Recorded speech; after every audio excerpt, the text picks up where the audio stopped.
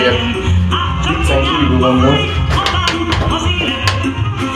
Hű a minden itt neki. Elveszett a töltsér, úgyhogy most megkeresem. Nincs meg a töltsér. Kell lennie.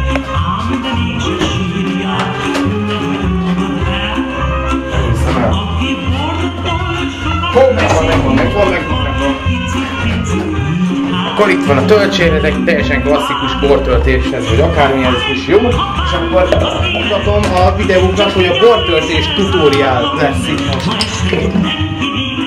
Az lesz, hogy ezt így szépen ide támasszuk. Hoppá. Üres.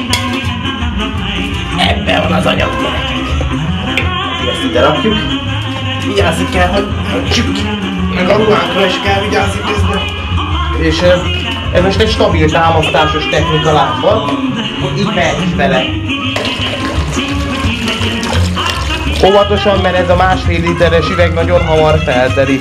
Kólával fogyasztható az ilyen házi szárazbor, hűha, de akár magával is, aki bírja magával, az jó. Egyébként ez a mi házi borunk, eladásra is szánnám, hogyha érdekelne valaki esetleg, és készen is vagyok. És ilyenkor már biztonságosan rá tudjuk csavarozni a kupakot. Így.